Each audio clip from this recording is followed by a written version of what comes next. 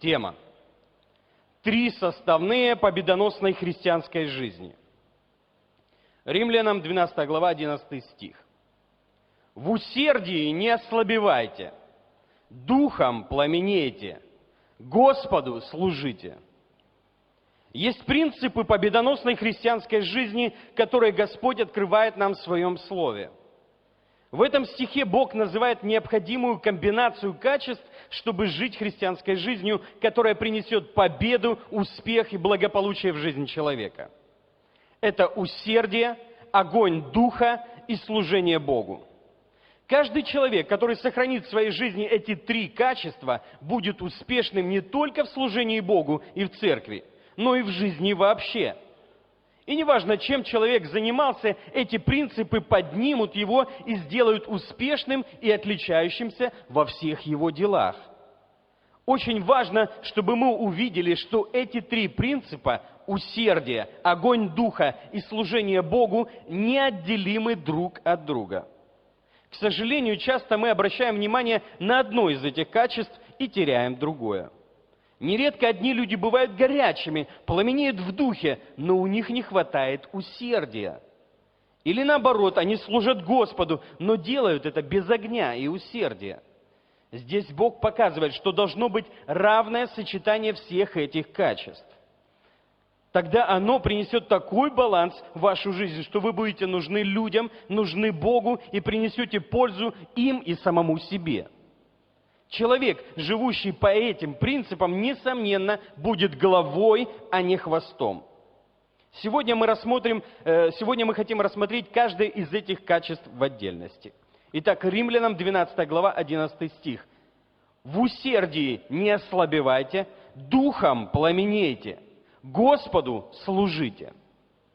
Первое качество, которое называет Бог, это усердие. Оно говорит о прилежании. Усердие, прилежность – это одни и те же слова. Усердие проявляется, когда мы что-то делаем со всей нашей силой, мощью и способностью, то есть делаем как для Господа. Очень хороший пример усердия находим в книге Даниила 6:4. Тогда князья и сатрапы начали искать предлога к обвинению Даниила по управлению царством. Но никакого предлога и погрешности не могли найти, потому что он был верен, и никакой вины не оказалось в нем. Здесь говорится о том, что в делах Даниила не было найдено никакой погрешности. Вот в этом и заключается усердие. Когда мы делаем что-то с усердием, видно отличие, ведь достигается наилучший результат. Благодаря тому, что он научился делать все наилучшим образом, его враги не смогли найти никакого предлога против него. Именно усердие возвысило Даниила.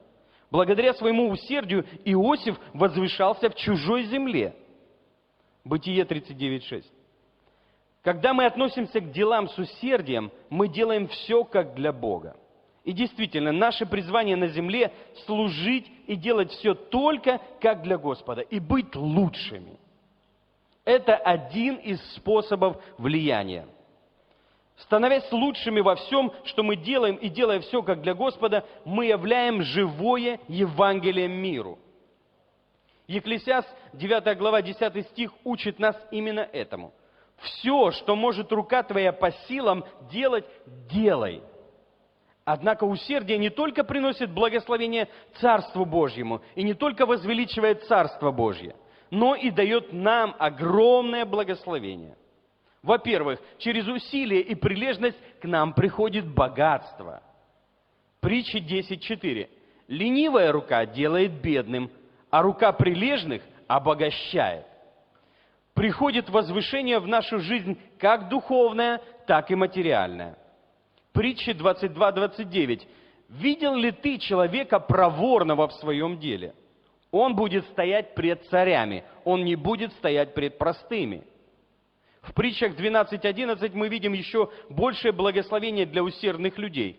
Они будут насыщаться хлебом. Бог любит усердных людей, которые делают все как для Господа. Только труд и трудолюбие осуществляют веру и действительно приносят благословение в жизнь. Притчи 14:11. Следующее. Духом пламенейте. второе качество, необходимое для победоносной жизни. Его можно расценивать как ревность Господа Бога. Без ревности человек будет пассивный. Без ревности депрессия уничтожит и съест человека. Ревность нужна нам, чтобы жить полноценной жизнью. Нам нужно побуждать себя, чтобы огонь Божий пламенел в наших сердцах, чтобы огонь Духа Святого не ослабел в нас. Бог ожидает, чтобы мы были горячими все время. В книге Откровений говорится о том, что тот, кто будет теплым, не холодным, не горячим, будет выплюнут из уст Бога. В Царстве Божьем есть место только для горячих. Царство Божье усилием берется, и только прилагающие усилия наследуют Царство Божье. Какое бы призвание вам Бог не дал, какое бы помазание вам Бог не доверил, без усердия и ревности вы не сможете его исполнить.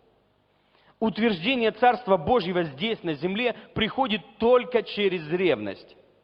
Ревность Господа Саваофа соделает это. Исайя 9:7. Только через ревность мы сможем изменить свою жизнь и изменить жизнь окружающих людей. Чаще всего людям интересно не то, сколько мы знаем и что говорим, но с каким огнем и каким сердцем мы говорим об этом. Исайя 62:1 говорит о ревности. «Не умолкну ради Сиона и ради Иерусалима, не успокоюсь, доколе не взойдет, как свет правда его, и спасение его, как горящий светильник». Это действительно потрясающая ревность, когда человек не сдается до тех пор, пока не получит то, чего он хочет. Нужна ревность, чтобы состояться в жизни. Поэтому Бог и крестил нас Духом Святым, чтобы мы могли возбуждать свой дух в Божьем огне через действие Духа Святого. И если вы начнете молиться в духе и на языках, то увидите, что ваш дух будет воспламеняться больше и больше. Псалом 103:4 говорит нам, что Бог творит ангелами своими духов, а служителями своими огонь пылающий. Бог хочет, чтобы все его служители были как огонь пылающий. Так что проверьте себя, друзья мои, являетесь ли вы таковыми. Пламенеете ли вы постоянно, как служитель Божий? Мы созданы, чтобы пламенеть для Господа. Третье качество, которое нам нужно, согласно Римлянам 12:11, это служение Господу. Служение Богу тоже выражает суть нашей жизни. Мы созданы для Него. Он образовал нас для себя. Он дал нам способности, таланты и определенную благодать не для того, чтобы просто устраивать себе неплохую жизнь, но чтобы мы использовали эти таланты, дары для служения Богу. А Богу человек не может служить без человека. Мы любим Бога и служим Ему, когда служим человеку. Хорошо известная история о добром самарянине говорит нам об этом очень ясно. Мы можем идти служить Богу, но если же пренебрегаем людьми, которые рядом с нами, то мы на самом деле Бога не знаем. Евангелие от Иоанна 13:14 говорит: «Итак, если я, Господь и Учитель, умыл ноги вам, то и вы должны умывать ноги друг другу». Нет любви к Богу без любви к человеку. Мы любим Бога и соблюдаем Его заповеди только тогда, когда любим человека. Бог призывает нас любить Бога и служить человеку. Иоанна 21:16. Служение Богу означает служение людям. Когда у вас есть ревность по Богу, усердие и служение, невозможно, чтобы вы не отличались по жизни, чтобы Божья благодать, милость и благословение не почивали на вас все время. Итак, человек, который живет таким образом, не может избежать Божьей милости и благословения. Так что, дорогие братья и сестры, призываю вас, давайте будем людьми, которые делают все как для Господа, сохраняя огонь Божий и ревность, страсть в служении Богу и людям. Золотые истины. Первое.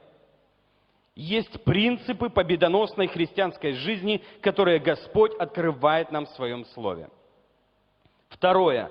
Усердие, огонь духа и служение Богу – три части успешной жизни христианина. Третье. Усердие – способ влияния для утверждения Царства Божьего. Четвертое.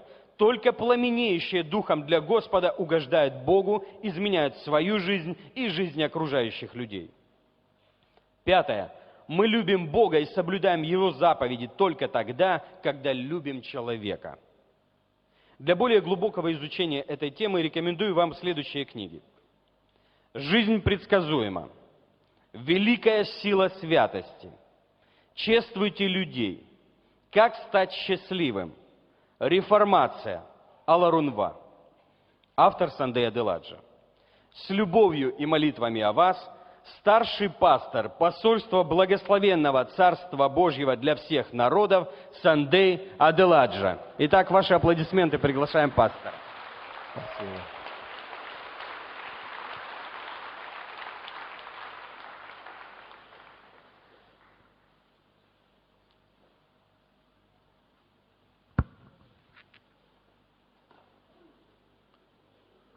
Господь благослови Твое Слово сегодня. И дай нам, Господь, не быть только слушателями, но помоги нам быть исполнителями этого Слова. Во имя Иисуса Христа. Весь народ Божий скажет. Три вещи, которые сделают вас главою и в миру, и на работе, и в семье, и в обществе, где бы вы не были. Три вещи. Ключевой вопрос, как у меня обстоят дела с этими тремя истинами? Действительно, давайте зададим этот вопрос себе. Три вещи. Усердие, то есть прилежность. Насколько я прилежен во всем, чем занимаюсь. Насколько я усердствую о делах, насколько я переживаю всем сердцем, и насколько я вкладываю себя и становлюсь, и ставлю перед собой задачей быть утонченным, тщательным, детальным, лучшим, качественным. Насколько? Давайте поставим себя перед рентгеном. Будем экзаменовать или будем испытать себя. Все ли делаю с отличием? Все ли делаю с отличием? Если меня поставят под рентгеном, как поставили Даниила, хотели его поставить, Даниил, и они начали исследовать и все искать за него. И о нем, все под него копать. Вот, если сейчас начнут копаться под нами с вами, что люди обнаружат? Хорошо, ладно с людьми, а что Бог обнаружит? Все ли мы делаем от всего сердца с таким усердием, что никто не может ничего найти, как мы говорим, опалкающего или опалмающего, какое слово я еще? Компрометирующего, но какое есть слово другое? Нет, компромисс, порочащий, опроменчивый, или есть такое слово, опроменчивый, да? Опроменчивый, да? Это не то слово, опроменчивый. Компрометирующий. Да, компрометирующий. Найдут ли под вас, если начнут копать, что-то вот такое компрометирующее? Компромат всегда можно придумать, а это не компромат. А это факты, которые можно найти на месте, что ты действительно виноват в этом, потому что ты что-то упустил. А компромат иногда придумывают без фактов. А тут есть факты, что ты не ти на самом деле не до конца дела твое дело. Ты на самом деле не до конца отличный, каким ты должен быть. Вот такой вопрос. Жизнь, чтобы вообще стать успешным в жизни, не тяжело. Давайте мы все это скажем. Чтобы стать успешным в жизни, не тяжело. Не слышу вас. Это не тяжело на самом деле. Это не тяжело. Это вы художник. Нет? А кем заработаете? Я работаю в последнее время в колл-центре. Колл-центре. Молодец. Между прочим, колл-центре очень хорошо работает. Все отзываются хорошо о колл-центре, что на каждый звонок есть ответы, что люди отвечают. Это комплименты, передайте вашим коллегам. То есть, чтобы стать успешным в жизни, не тяжело, абсолютно. Абсолютно не тяжело. Надо только быть усердным, то есть быть прилежным во всем. Даже не ради людей, не ради начальника, не ради твоей зарплаты, не ради комплиментов, а даже ради себя. Потому что если ты будешь усердным человеком, прилежным, все делаешь хорошо, ты сам доставляешь себя прежде всего счастье. Ты сам себе доставляешь радость, ты доволен самим собой, что вот как у нас Григорий Шапкис. Он такой. Его жизнь вся такая. У меня есть его книга. Прочитайте его книгу. Он такой. Вся его жизнь такая. И никто, между прочим, не достигает ничего великого. Всякий раз, когда вы видите великого человека, значит, у этого человека, безусловно, есть высокое уровень усердия по своим делам. Они действительно ничего не делают на полпути. Они делают все как для Господа, самым лучшим образом. Они вкладывают все свои силы. Они не привыкли обманывать себе по делу. Они все делают всем сердцем. Слушайте, ребята, успех, величие в жизни – это не случайности. Это результат определенных жестких законов жизни, принципов жизни, законы жизни, которые Бог всемогущий утвердил, и тот, кто становится успешным в жизни, просто нашел эти законы и соблюдил эти законы.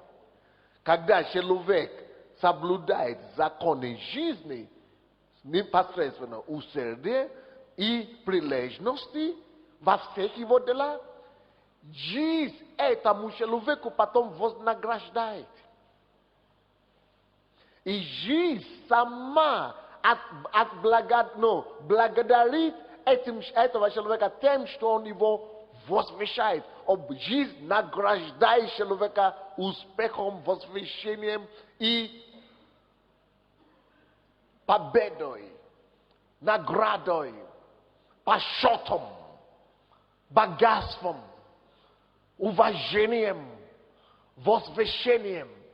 Когда любой человек, вот он буддист, вот он атеист, вот он верующий, если человек будет жить, не компромиссирующий свою совесть, а живя по совести, делая все наилучшим образом.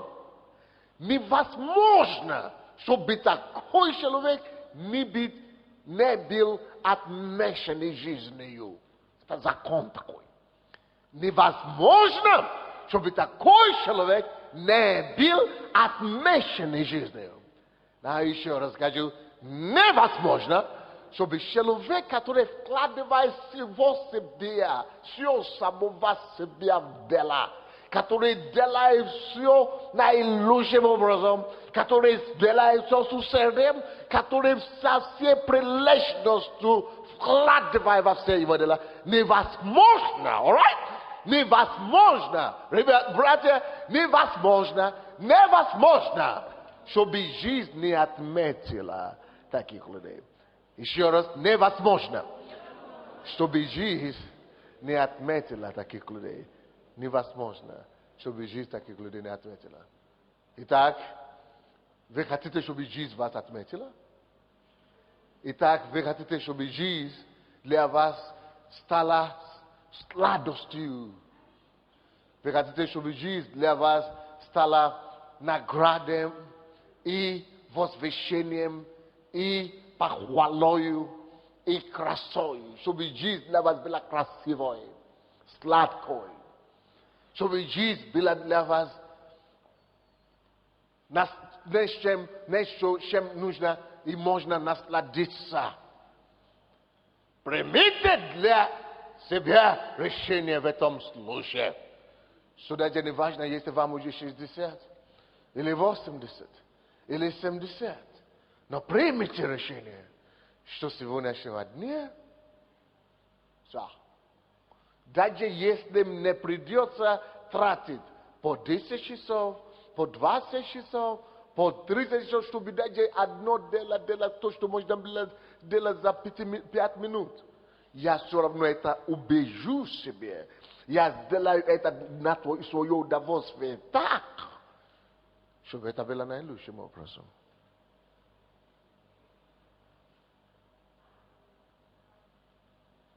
Это Божье требование к нам, тем более как верующим. Представьте себе, если мы все начнем вот так жить, и если мы все начнем по этому принципу поступать,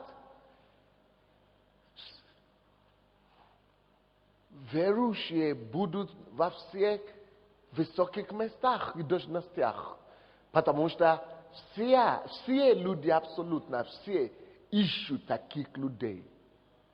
Все начальники только таких ищут. Все нормальные люди, которые хотят людей, чтобы работали на них, или работали, делали какое-то дело, только таких людей ищут. А я вам хочу сказать, мало таких людей. Все люди хотят как-нибудь пролезть, как-нибудь провести, проскочу.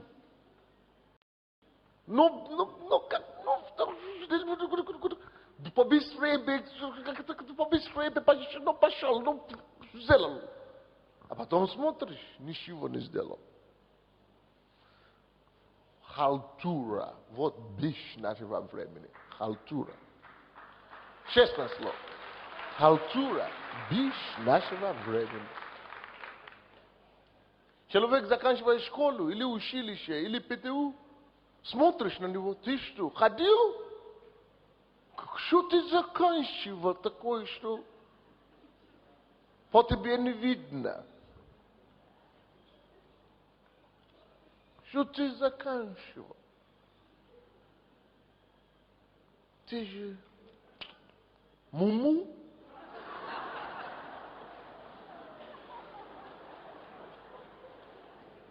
Пусть это не будет о вас такое, что вы закончили все, а на вас говорят муму.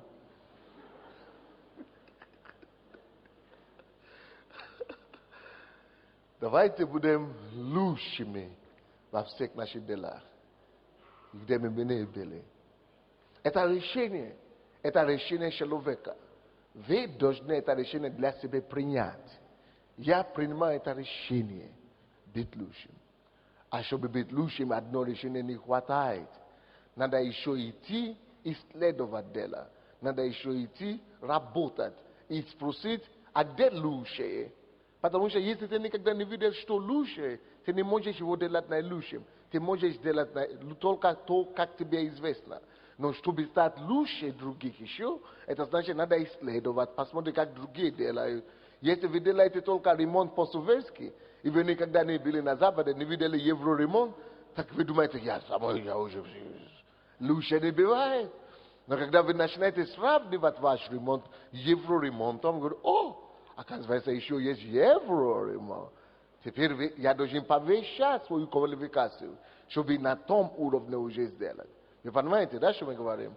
То есть ты не можешь быть усердным и прилежным только, делая то, что ты знаешь. Чтобы стать действительно прилежным и усердным, это значит, ты еще и учишься. Это значит, что ты еще толкаешь себе, чтобы приобрести еще больше знания, еще больше, расширить свое кругозор. И когда ты расширяешь этот кругозор, ты получаешь возможность улучшить себя. Тот, кто не работает над собой, не занимается постоянно над собой, улучшая себя, он остается на том же позиции, на том же положении, где он был вчера. А если ты остаешься на том же положении, где ты был вчера, значит, другие тебе уже обошли. И это значит, что ты уже не лучше. Чтобы стать лучшим, и чтобы приложить лучшие услуги, и товары, и так далее, это значит, постоянно надо быть недовольным самим собой. Надо постоянно испытывать и исследовать то, что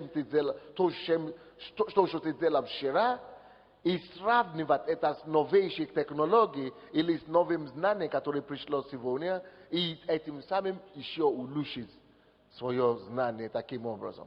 Понимаете, да? Чтобы быть лучшим, надо проявлять усердие не только к труду, но и к учебе. И когда вы учитесь, тогда вы понимаете, что еще есть куда учиться. Тем больше учитесь, тем больше понимаете, что еще недостаточно знаю. Это первый принцип. Помните?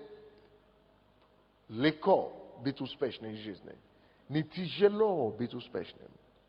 Надо только знать законы жизни и жить по этим законам. Первый закон, который мы говорим сегодня, это закон усердия и прилежности.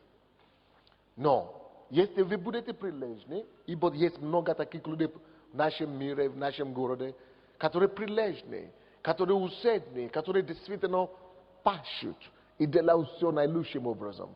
Но, если не будет ревности, и если не будет пламя духа, написано пламенейте духом. Человек, хоть он старается, хоть он трудится, хоть он усердно работает, но у него будет тяжесть в душе. Депрессия будет у такого человека. Человек вроде бы все делает как надо, вроде бы человек как человек, но без огня Духа Святого. А тут без Бога уже не обойдешь. Почему у нас есть, посмотрите, по статистике, даже на Голливуд посмотрите, большинство успешных людей это несчастные люди. Потому что они привыкли полагаться на свой ум, они привыкли полагаться на свои силы.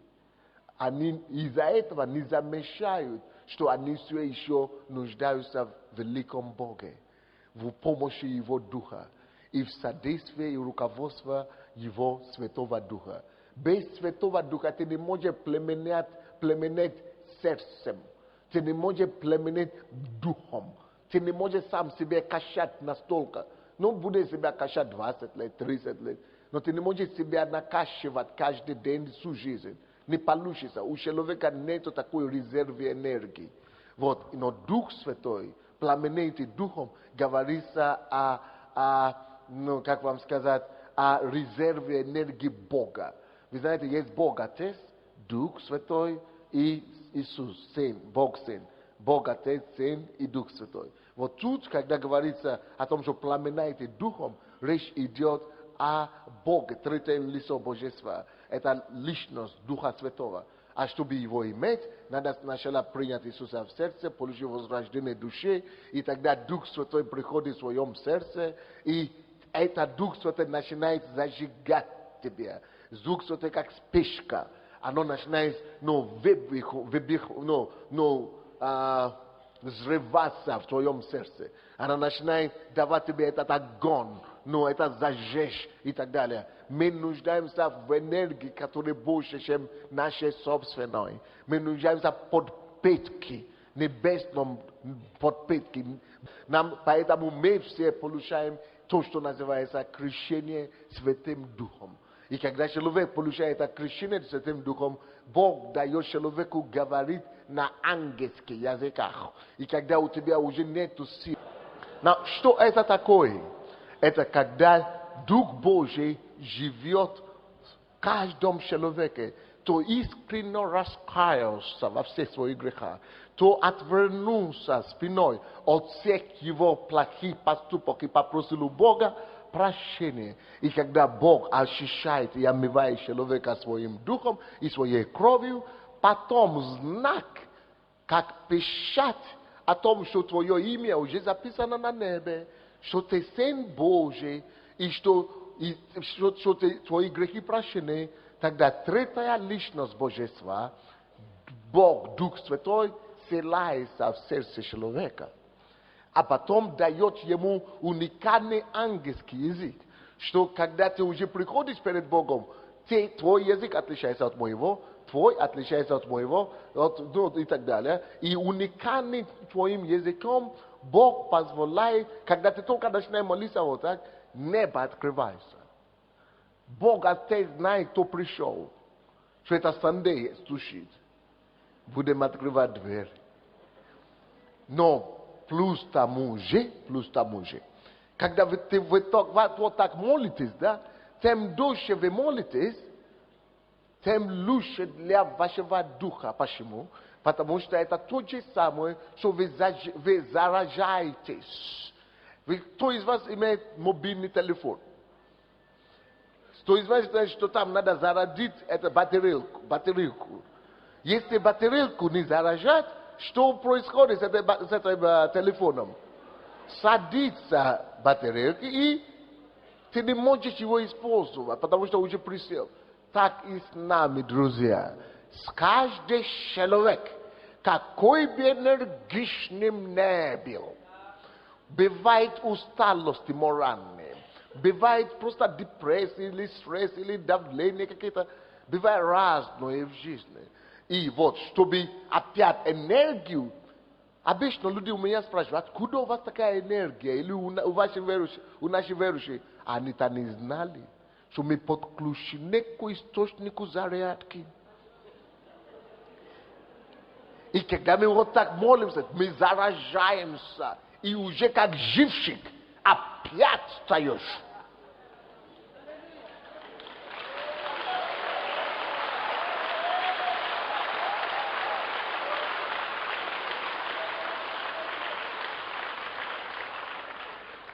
Вот почему это не оправдано. Нет оправдания, нет вообще понимания такой, чтобы верующий человек находился в депрессии. Если верующий находится в депрессии, это потому что он ленится. И из-за этой лени, потому что он не взял время, чтобы уединиться с Богом и помолиться. И чтобы в молитве вот зародиться духом. Потому что если он заражается этим духом, потому что когда ты начинаешь молиться в Духе Святом, ты можешь от час, от 2, от 3, от 4, вот так, пока твой с батарейка не зародится. И когда твой батарейка Духа заражена, опять встал и готов идти, и опять дарует всем радости, улыбку, обнимаемся. Откуда у него постоянно прилив энергии? Почему не устает человек? Откуда у него столько сил, энергии, радости? А потому что у нас есть тайное оружие Духа Божьего. Племенайте Духом. Духом племенайте. Духом племенайте. Это значит, будьте горящим сердцем. Будьте горящей душою. Это значит, что вы делаете все, не только какой-то... Вы знаете, некоторые люди сюда выходят на сцену и говорят, ну скажите что-нибудь. Братья и сестры. Такой впечатление, что он морозильника вышел.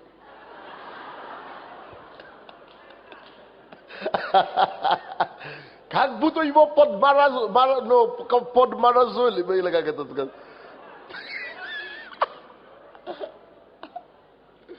Братья и сестры, ты же не из Павлова вышел. Это после Павлова люди становятся, ну, из-за болезни, из-за этой лекарства разные, там, человек начинает. Но это понятно, потому что там уважительная причина, но лекарства вот так влияют. Но ты же вроде бы на свободе. Поэтому Бог дает нам вот такую энергию Его Духа, чтобы мы могли энергично жить нашей жизнью. Даже наши 90-летние, и то они с энергией и с оптимизмом живут. У нас пенсионеры тут не выходят на пенсию. Они постоянно в силе и крепости, благодаря Духа Святого. Вы, братья и сестры, скажите мне, пожалуйста, как вам нравится? С кем вам лучше проводиться время? Вот с теми, которые пообщался с ним 5 минут и в депрессию попал. Или лучше вам проводить время с человеком, который пришел к нему в депрессии и ушел от него в радости. Как вам нравится?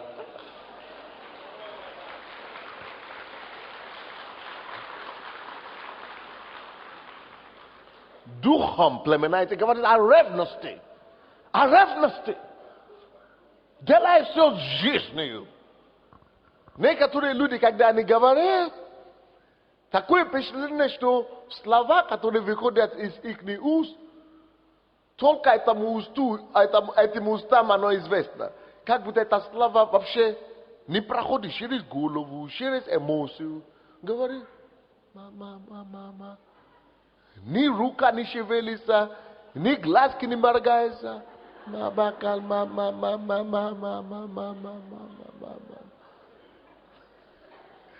Нет. Если вы что-то делаете, делайте от всего сердца. Ревность, потому что то, что ты говоришь это от всего сердца.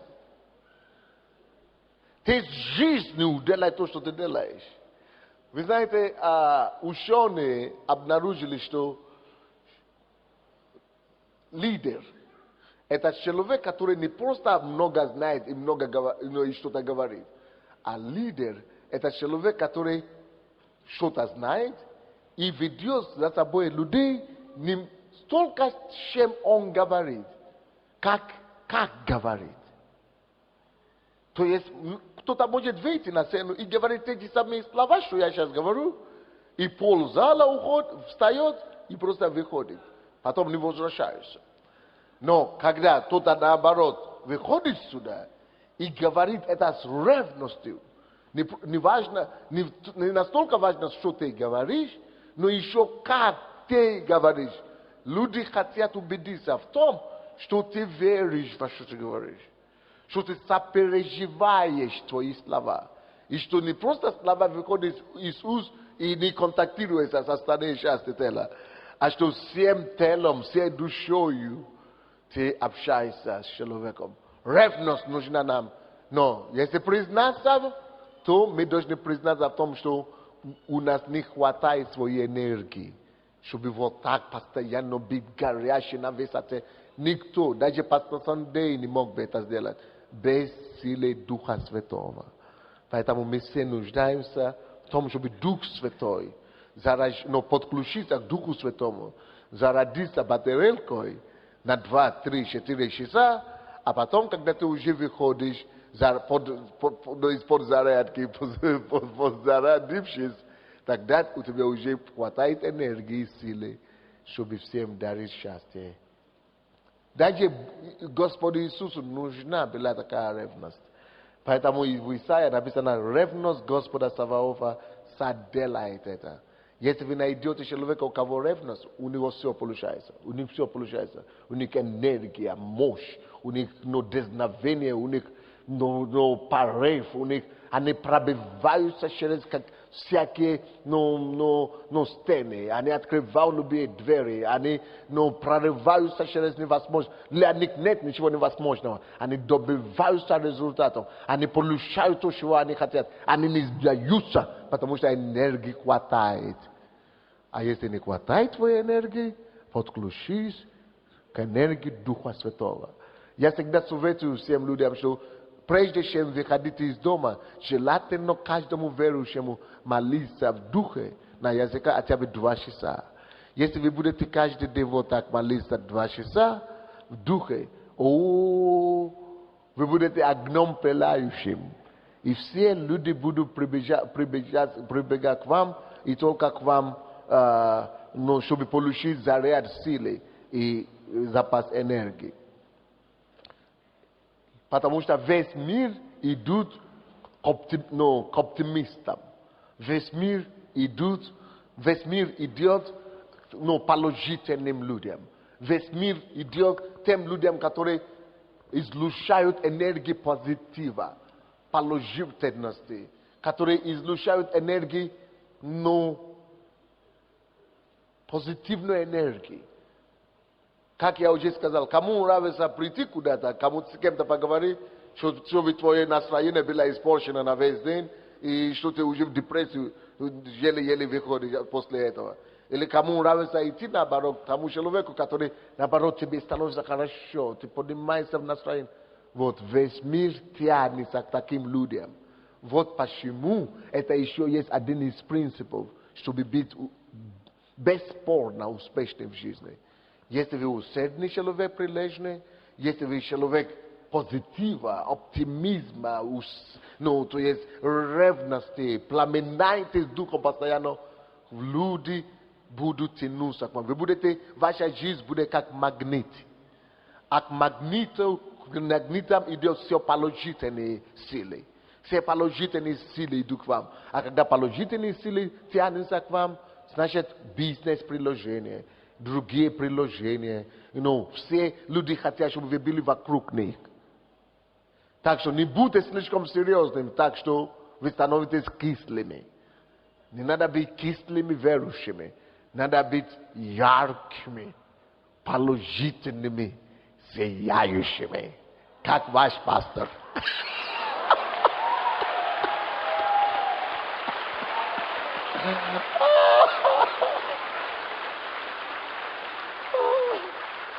Кто помнит, вы знаете, иногда такую смешную историю вспомнил.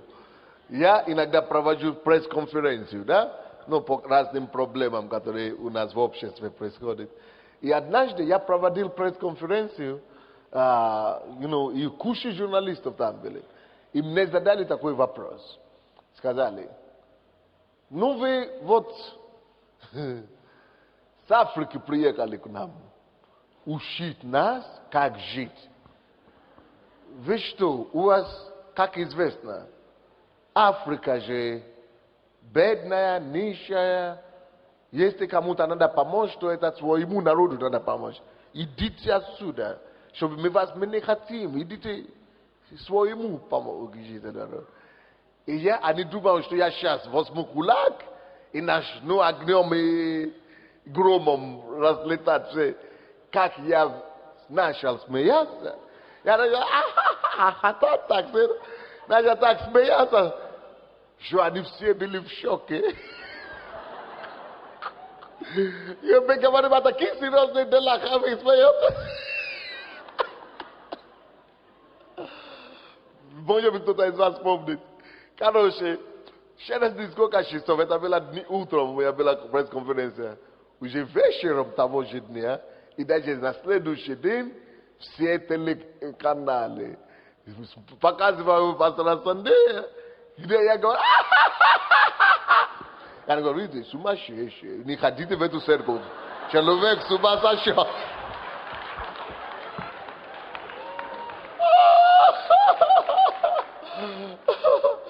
Представляете, недавно в Киев приехал один, по-моему, с Донецка или из Западной Украины, и говорит, я с вами не хотел иметь никакое дело, говорит.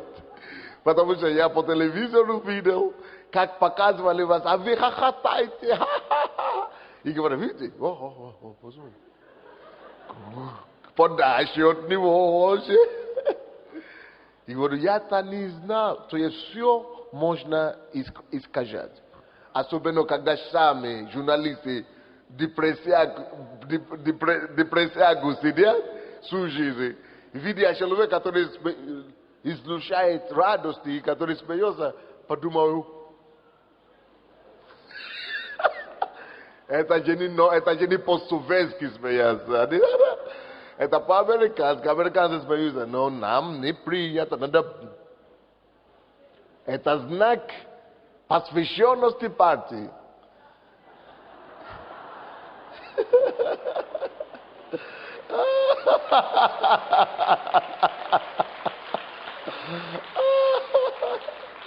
Ну ладно, третий. Короче, суть в том, что когда вы положительны, когда вы излучаете радость и позитивом, радость и счастье, нормальные люди к вам будут притягиваться. Ненормальные, конечно, будут бегать. В конце концов, магнит только двигается позитив. Минус, когда там нету металла, не двигается. К вам не будут двигаться минусовые градусники. Градусники будут только положительные к вам двигаться. Третий. Действительно легко быть успешной в жизни, когда вы служите людям. Это третий принцип сегодня. Служите людям, делайте добро людям, помогайте людям, творите благо людям. Поставьте человека и людей центром вашей жизни. Большинство людей не так живут. Большинство ставят себя центром жизни.